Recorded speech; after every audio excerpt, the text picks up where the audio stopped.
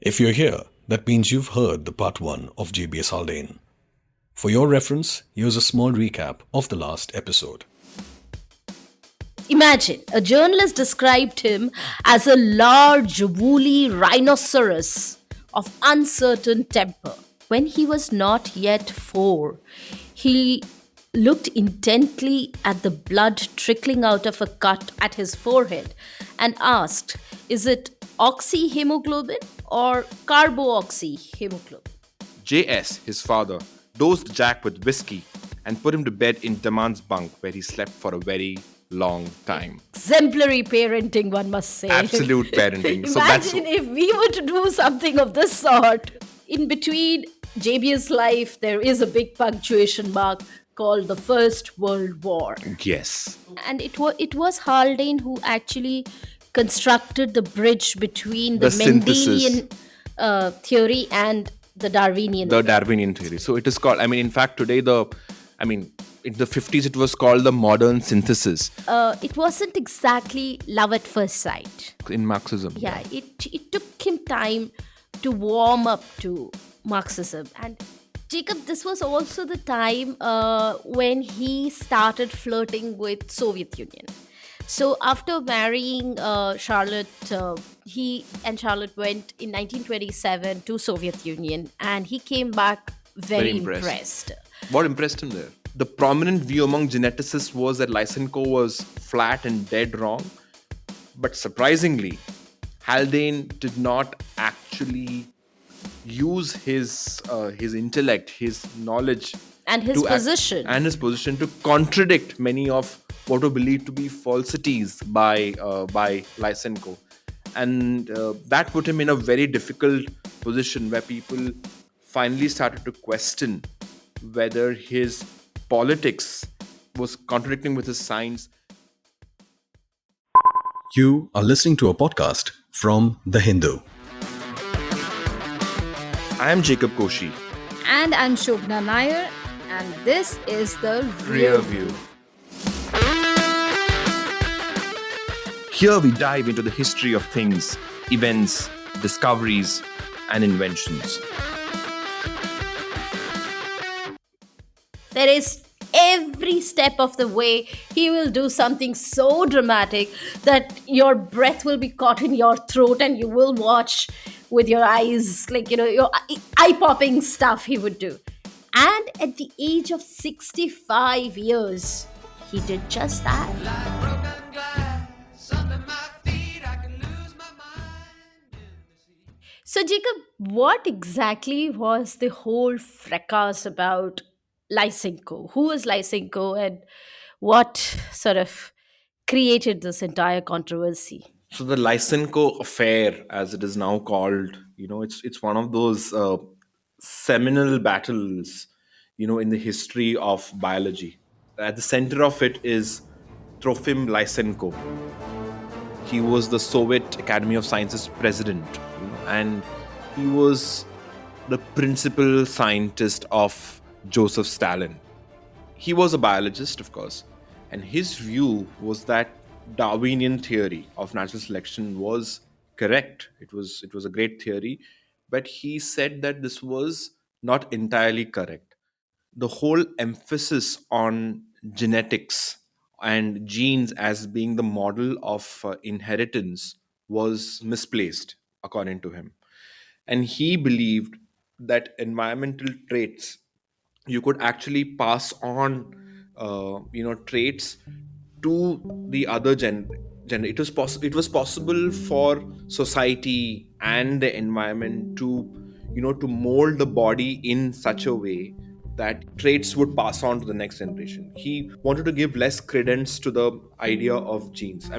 He So actually basically, Mendel's theory of genetic mutation. Well, he thought that was way too overemphasized, and in fact, he actually called that.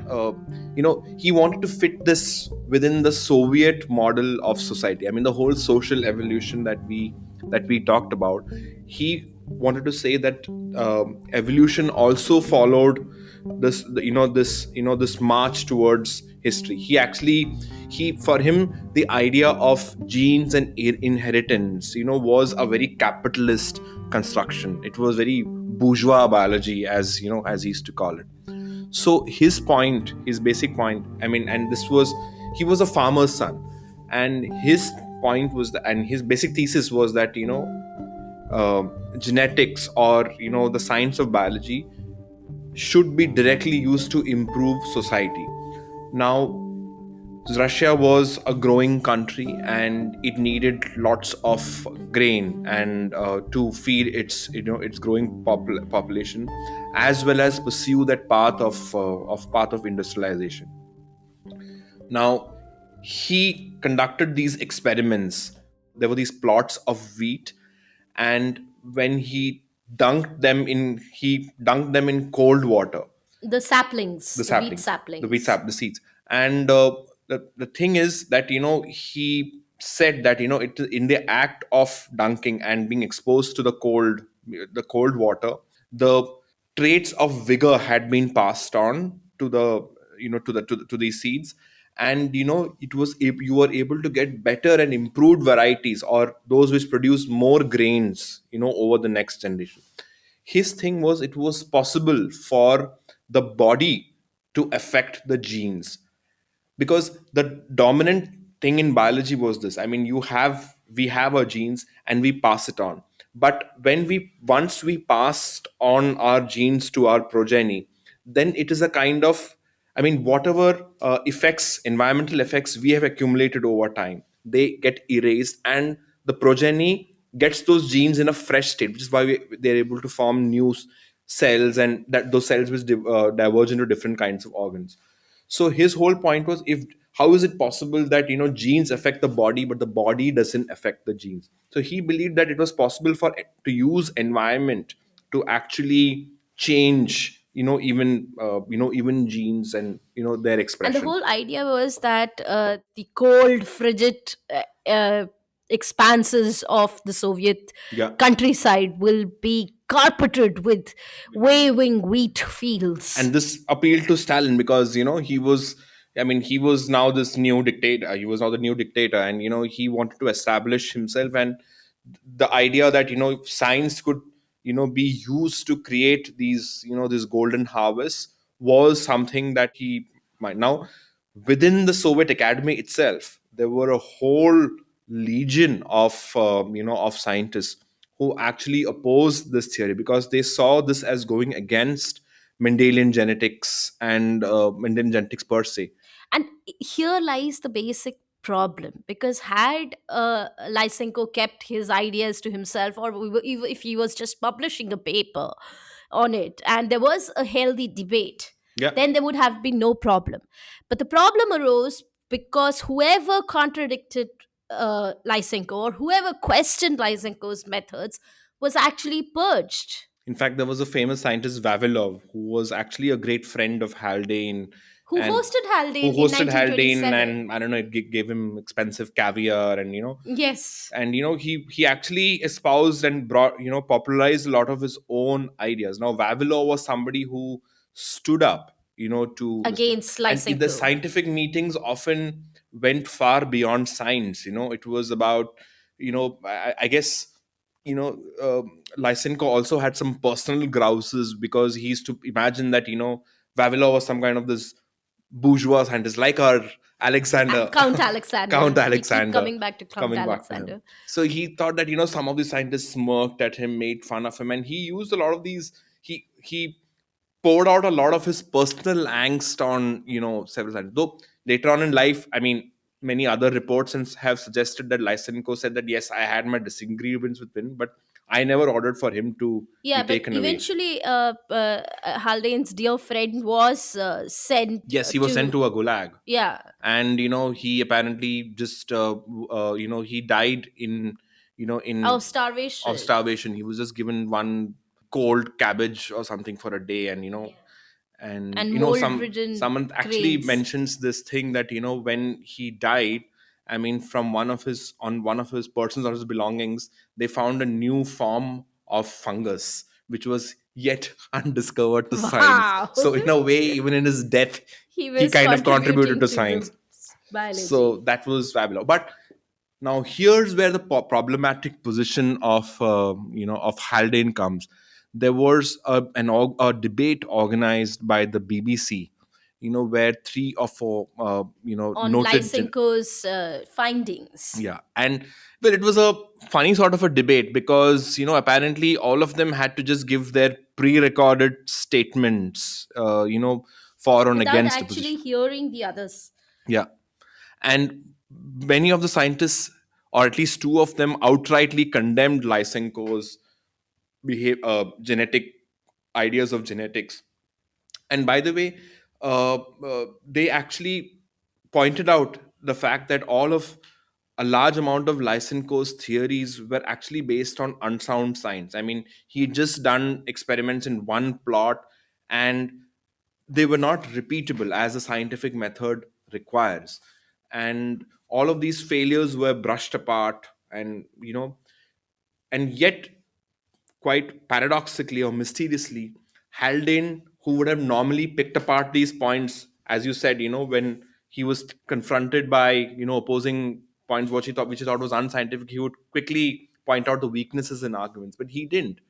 For one, he actually said that Lysenko was a fine biologist, and some of his arguments, this argument that it was possible to pass on certain traits without the involvement of genes, was not entirely outlandish. But the problem was Haldane actually never ever read Lysenko's original paper. It was published in Russian. He had asked for a translation. He never got the translation. So his defense of Lysenko was without actually going through his numbers. To be fair to him, he also did say that some of his ideas may be right, but some of his ideas are absolutely dead wrong. And he also said that the very fact, if these were ideas espoused by somebody who was the director of genetics programs in Soviet Russia, that would be problematic. But more mysteriously, and this is what I guess people did not really, or at least some scientists did not take too well to, was the fact that he kind of tended to dismiss uh, reports and evidences of scientists and other intellectuals being carted away, or people who were disappearing. And he never ever gave a strong I mean, even when pointed out with evidence of Stalinist purges, he never kind of condemned Stalin. Oh, Stalin was a mighty man, and a mighty man was he. He led the Soviet people on the road to victory. He said that he believed that he was a fine man, and he believed in the larger cause. So it's as if he did not want to acknowledge the fact that Soviet espousal of Soviet science, etc., had kind of gone on a trajectory that he did not Expected that he did to. not expect, and he wasn't condemning enough of But in the hindsight, his defense of Lysenko on BBC had enough he had hedged his defense in yeah. various ways. He had left loopholes for him. He had left elbow room for maneuvering. And in 1942, he formally joined the British Communist Party, and there was a section within the Communist Party which felt that Haldane is not going all out in defense of Lysenko, he should be unequivocal in Yes. his Yeah. defense, which Haldane was not. Haldane did defend Lysenko, but he remained guarded Yeah. about. And in general, because he kind of played a balance maybe I guess it was towards the end of the war, and the Allies had won, and there was this general feeling that it was necessary to condemn everything that didn't align with Allied ideology, etc., as wholeheartedly. Either you have to be either firmly in one camp or in the other camp. Yeah, and interestingly, Jacob, at a time when he had formally embraced the Communist Party, and as we are talking, this is again the wartime. Despite the fact that the British government had its doubts about Haldane's loyalties, there was a section in MI5 which That file was always open constantly worried that Haldane was a spy for the British. But during the second for the Soviets. for the Soviets, and because he was still enamored by the Soviet Union, and he was still very much And there was always a strong. convinced. Yeah, The British left was a very strong. I very mean, after all, Marx was buried in London, right? yeah. But even then, because of his scientific value as a scientific as an intellectual, he was roped in by the British government for various war related projects, including again, just like his father, he worked on working out the right measure for a submarine. There was this famous episode of in June 1939, a brand new submarine, HMS Thetis, sank along with 103 men aboard, and Haldane Services was called in to figure out what went wrong and what are the measures that needs to be taken to ensure that such a tragedy is not repeated. And it was not just the underwater research. Haldane actually did much more of uh, other works for Britain during the war years. He consulted with the Air Force on the mathematics of air raids, on how best to spread the bombs around a target to minimize error and inflict maximum. Completely beyond all his biology stuff, right? Absolutely. And So, going back to his old good old days of can you underwater experiments. imagine the scope and the scale of this man? Also, because science was not as specialized, and I mean, the whole specialization that we associate with science hadn't really seeped through. I mean, it was kind of expected that somebody. He couldn't be pigeonholed into No, any one aspect of science, I guess. And around, as I said, because around that time there were all these whispers because of his defense of Lysenko, his defense of the Soviet Union. uh, there was questions about his loyalty. He told Daily Express, a newspaper in 1948, that he as good a communist that he is as good a communist as anyone. And questions were raised that why is he on so many subcommittees, and what if he's whispering the secrets to Stalin. And he in fact responded by saying there were no instructions from Stalin. Sometimes I wish we did get orders from Moscow. I would like to know what they are thinking. Then a final Haldean sting: the only group of people in this country who get orders from foreign powers are Roman Catholics. So, Jacob, it was the Lysenko episode that actually contributed to his divorce from the British Communist Party.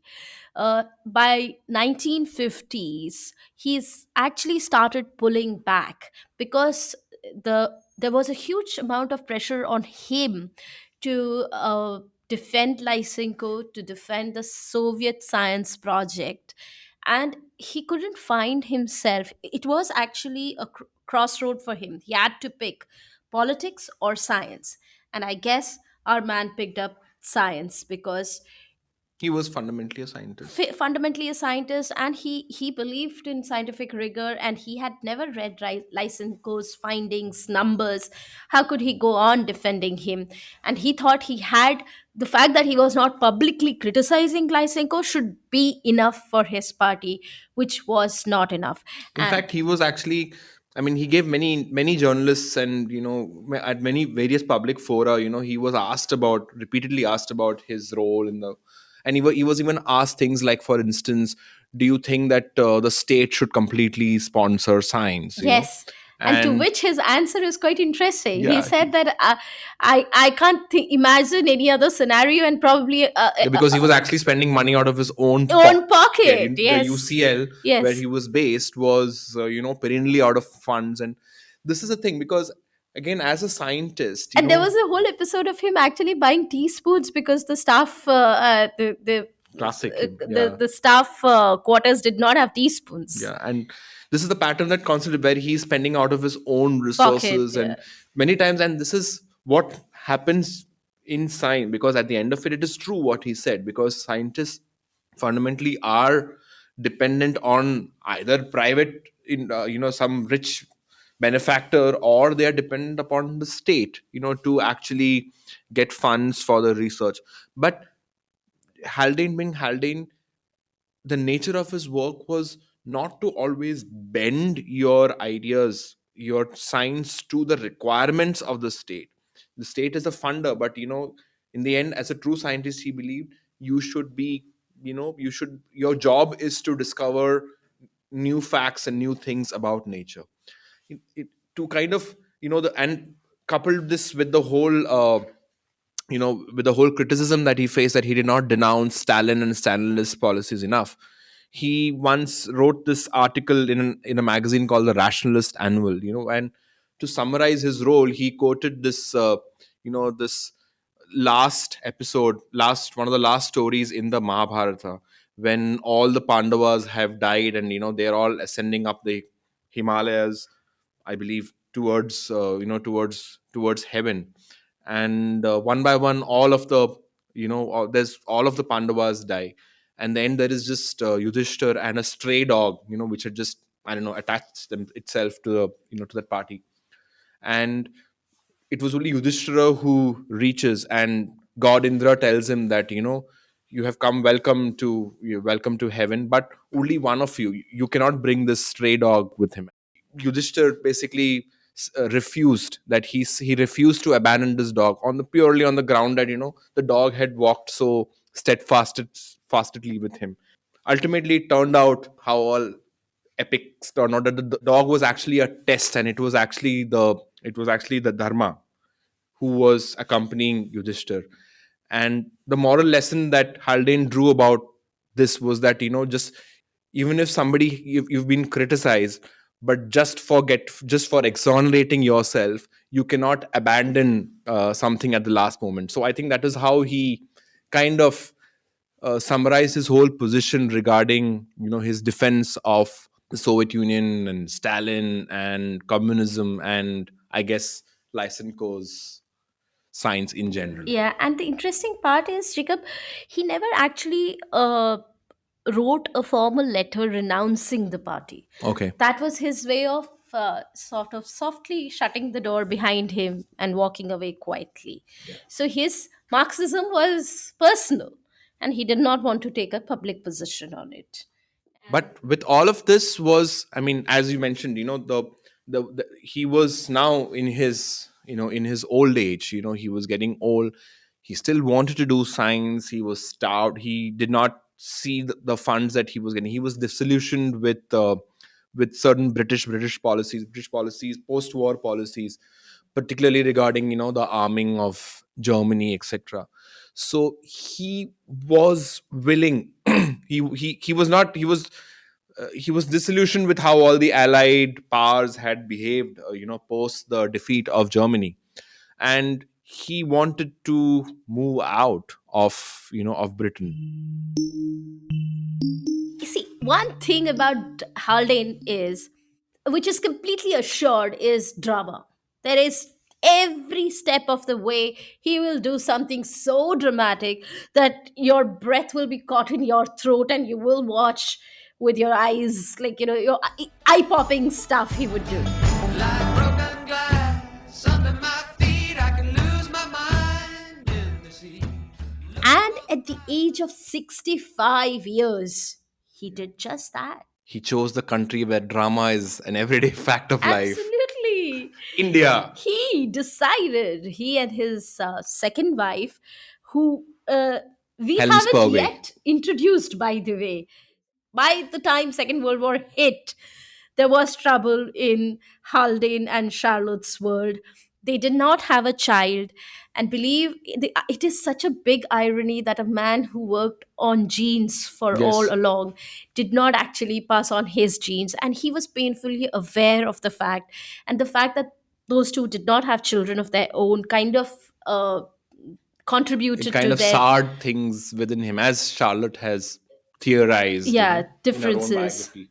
And I believe in 1945 finally they divorced, and he got married to his former PhD student, who was 22 years his His junior, junior. Helen Spurway. They married in 1945. So in 1957, at the age of 65, Helen and Haldane fly to India. And he had already been, and this was because this actually followed a period of negotiation. Again, the drama that you mentioned, he actually told Britain, I mean, when he was considering India, he actually brought in the Suez crisis as one of the reasons why he was utterly disillusioned to be living in a state like Great Britain. And he wanted to be in a country uh, which was more open, which where democracy was, I don't know, still floundering, and which in his view did not have a violent desire to control other nations. And he actually wrote to Nehru, and there was already familiarity of Nehru's espousal of the role of science and scientists, and he there were the Indian state that time had already quoted several scientists. I mean, right from the time of the Maharaja of Travancore quoting Albert Einstein, Max Born. Many of the famous European scientists were actually invited to come to India by different members of the. And we talked about so much about this in our episode on Sarabhai.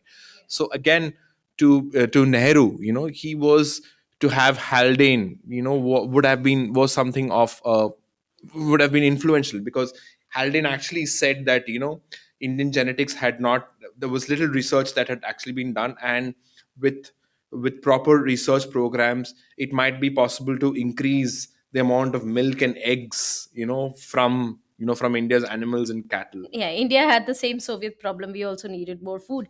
But Jacob, I'll take you a few steps back, and I want to quote Haldane's official resignation letter that he wrote to the university college. He said, I no longer want to be a subject of a state which has been found guilty of aggression by overwhelming verdict of the human race. I believe that we shall find in India opportunities for research and teaching in a country whose government, by its active work for peace, gives an example to the world. And his problem was obviously, as you mentioned, that United Kingdom, France, and Israel attacked Egypt to wrestle away its control of Yeah, and Suez India was Canal. new. There was now it was not flirting with communism, but India had opted to go for socialism.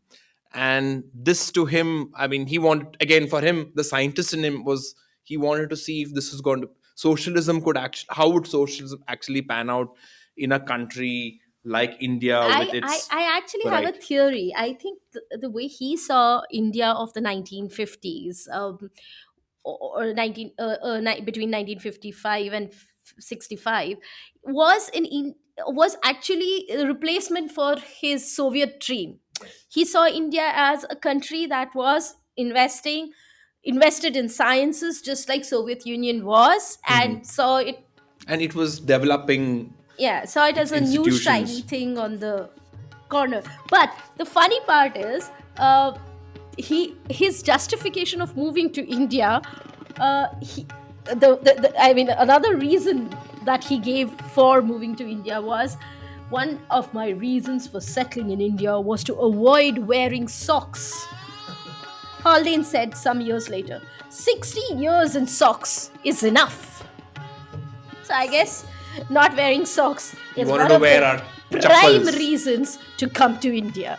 And he also said that this was a country where he expected to find the greatest amount of freedom. And he was a fan of India's philosophical traditions, where different kinds of, like, thoughts and different atheism commingled with theism, and where he believed that intellectual discussion was valued and all done. So in the end, ultimately, he, and of course the lack of funds that he was, but the paucity of funds he was facing for pursuing his own research, ultimately he did come to India, and under the invitation of PC Mahalanobis, the founder of the Indian Statistical Institute.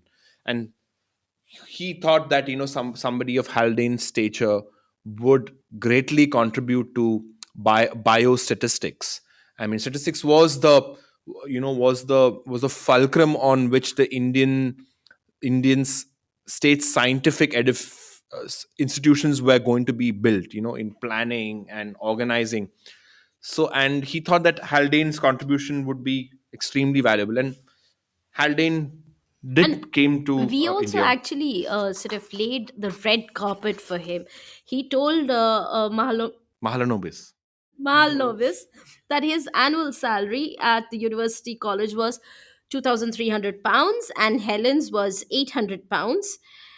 And our dear Mahalanobis wrote back saying that he would meet those figures and also pay for medical care and occasional vacation in the hills.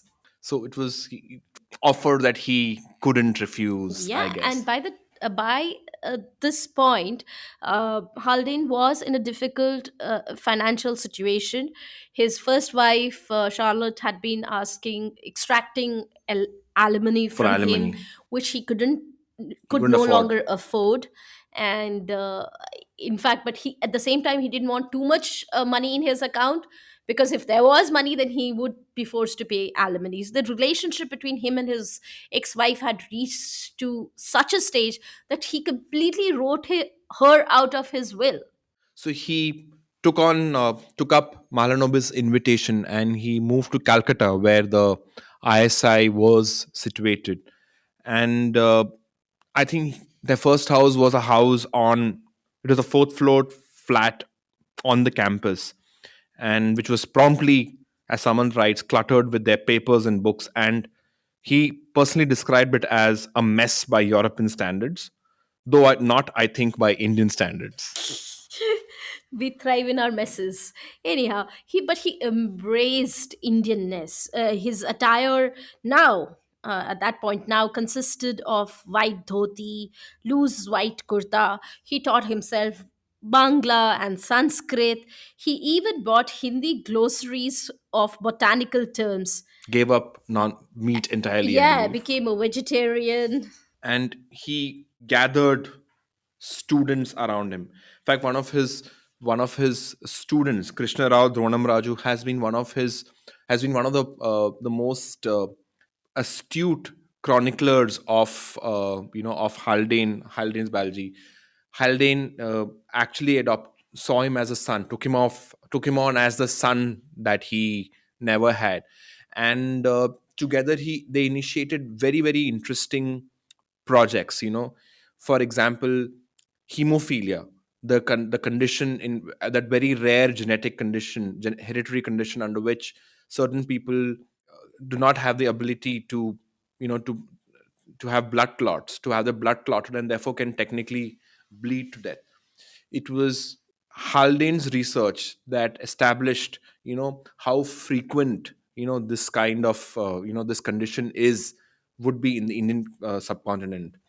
They also did very interesting studies of various populations in India. For example, the whole thing about the genetically ordained uh, thing that we have seen about how men have hair on their ears. you know the genes that are responsible for that. This was something which Gronam Raju investigated. They did fascinating investigations on caste several caste and communities in India, to see genes, gene frequencies, and their effects. And Haldane is actually credited for he's actually the first person to do the gene sequencing for Yeah, because hemophilia. he created the first, what is now what we call the human genome mapping. He basically mapped out, for instance, why is that certain genes that cause various effects, can cause behavioral effects or attributes, are located close to each other on, on a particular chromosome. So this was one of these are all kind of contributions to population genetics and biostatistics, as he said. But his time in India, I guess, was rosy for a while. But Yes, till the eternal, he hit the bureaucratic roadblock. absolutely. None of us can escape that. He had a million questions about the rules. I mean, why should the labs shut at 5:30 p.m.? Why did the university libraries lock away their best journals? Why couldn't he fly out of the country without obtaining consent of India's central bank?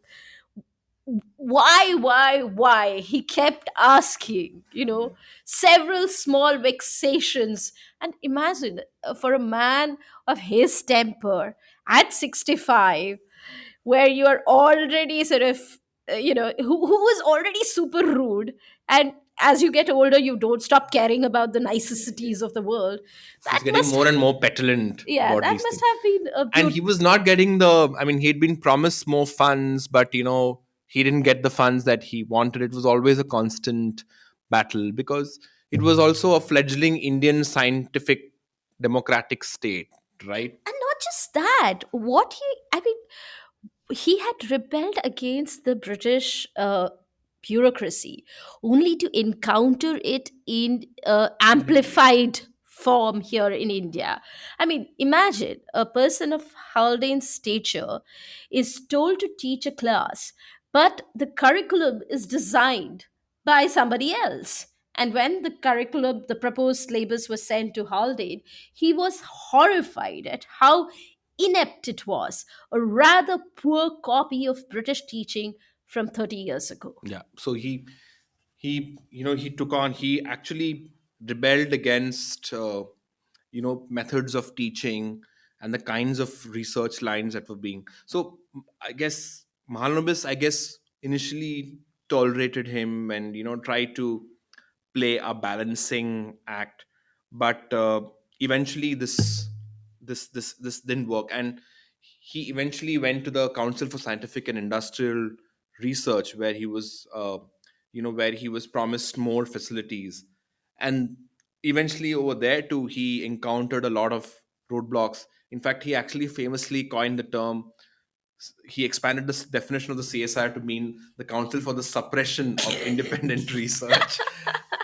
And clearly the establishment over there did not take kindly to things like these. Yeah, so the CSIR had actually, offered, after his falling out with Malanabi, the CSIR had actually offered him a chance to start one own biometry unit. Basically take measurements of, people of different classes of India. And there was always this simmering tension. By now, even somebody like Nehru, was apprised of the difficult problems that Haldane faced. And in fact, he wrote this letter to the director of the CSIR. There can be no doubt about Dr. Haldane's eminence as a scientist, and more especially as a biologist. To have him with us will be an acquisition, but he is not an easy person to get on with and does not normally fit in with rigid government rules. If we want to keep him, as presumably we do, we shall have to be flexible in some matters. They are not likely to be money matters, as he does not care much for money. So eventually, he was the promises that the CSIR made, this Nehru's letter, it was written out, but it all got lost in red tape and bureaucracy. And he again kind of chafed against Indian rules. He cannot spend more than 10 rupees without sanction from New Delhi. And he had to pay researchers following very strict rules.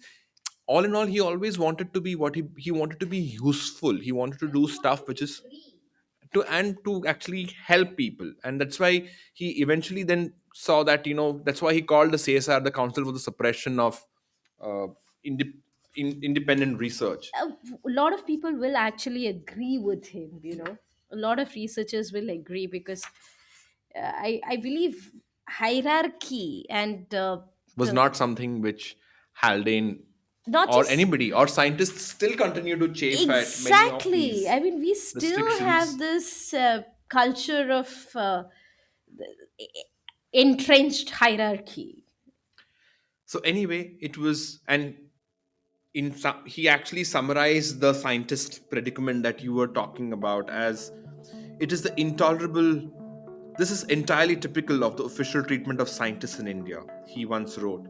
It is the intolerable conditions imposed by bureaucrats and not the low salaries or the lack of equipment which cause so many Indians to take up posts abroad. And of course, Nehru this time was engaged with the 1962 war with China, so obviously he had other things on his mind. Yeah. But the clever Haldane Oh my God, was was negotiating he? on the side with Yeah, somebody. was he clever or was he clever? The man, while he was having his difficulties with CSIR, he was negotiating with Biju Patnaik, the state chief minister of Odisha, and a flamboyant Mr. Patnaik. Okay, Odisha, he was like the one we can He was even another call kind of Nehru we in can a even call statehood. him the semi-dictator of Odisha. I mean, that'll be stepping into a problematic zone, but Odisha was his fiefdom, and he offered Haldane full freedom. He offered the terms that he offered Haldane were, I presume, attractive enough for him to leave CSIR. And in fact, he wrote to a friend that he will be settling down in Orissa for remainder of his life. So I think he had a very idyllic kind of existence in in Bhubaneswar, which is where he set up his base. And as usual, Bhubaneswar itself was a city that was being. It's almost like, I guess, Chandrababu Naidu's fantasy of an Amravati coming up. So Bhubaneswar was the city that was that was burgeoning. And again, he started studying all kinds of curious genetic anomalies, like deaf mutism within certain castes, why certain people, the frequency of people who have a short of fourth toe in in some of in Orissa, the habits of wasps and geckos and birds, so he found in India a huge laboratory of natural observations where where all of his ideas regarding natural selection, hereditary genetic mutations, all of these would you know could be tested and established. Jacob, in fact, for many of the people who questioned his move to India, saying that India will not have facilities, his reply to them was that Darwin did not need huge fancy labs to make his discoveries. All he needed was patiently observe nature, and India offered ample opportunity to do so. He loved the fact that when he was in India, he was the closest that he was to nature. In fact, there is a paragraph in Saman's book. I can't recall it verbatim, but it describes him swimming in the pond, and he says that I can even feel the heartbeat of the fish. So And he he invited so many scientists to India, and he promised them, like he would take them to the to parks and gardens and zoological observatories, and prove to them, many of them, that the amount of genetic diversity in animals and birds was much much vaster than you know European scientists or American scientists had presumed.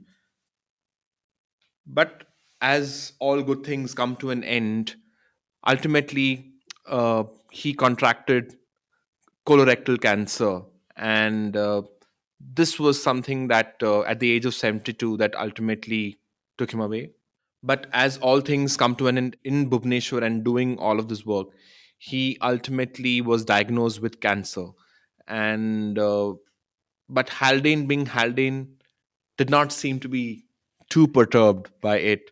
In fact, he wrote this lovely poem, or morbid poem, whatever way you see yeah. it.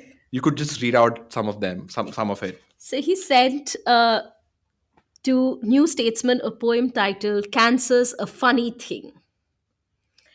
And it's a longish poem, but here's the bit that I quite liked. In order to decide the issue, they next scraped out some bits of tissue. Before they did so, some good pal had knocked me out with pentothal, whose action is extremely quick and does not leave me feeling sick. The microscope returned the answer that I had certainly got cancer. So I was wheeled into the theater where holes were made to make me better. One set is in my perineum where I can feel but can't see them. And ultimately, even when he, in his last final instructions, were that, he wanted to be useful to people even when he was dead. So his organs went to the Rangaraya Medical College in Andhra Pradesh, where they were to be preserved and studied. Bones from his ear and from the skull went to the University of Chicago, and the rest of his bones were articulated into a skeleton to be displayed in an anatomy museum. And as Samant writes, he wanted to give every particle of himself to science. That is so beautiful. And I think I will end this episode with the last paragraph of his poem. He wrote, "A spot of laughter, I'm sure, often accelerates one's cure. So let us patients do our bit to help the surgeons make us fit." He died on 1st December 1964. So we are actually in the 60th death anniversary of Haldane. So I guess we have had this really, really long 2 episode romp through such a colorful and interesting and vivacious scientist. And sometimes he's the kind who makes us wish if more scientists were like him, how would the world be, and whether scientists in now becoming so apolitical and so divorced from the humanities, or being so strayed away from the exigency of politics, have somehow lost some of the character that that that moved men, or like JBS Haldane. What a character and what a challenge he offered to everyone he encountered and to all the governments that he worked with. But that's all we have for now. And in fact, Jacob, would you like to announce our little break? Yes. So we shall be taking a brief break, and but we hope to see you very, very soon with more episodes and more forays into the annals of science and science history. Yeah, we have many more Willy Wonkas lined up for you. Wait for it. But it's bye bye from now. Yeah. For now, from me, Jacob Koshi. Till we meet the next time, it's goodbye from me, Shobhana.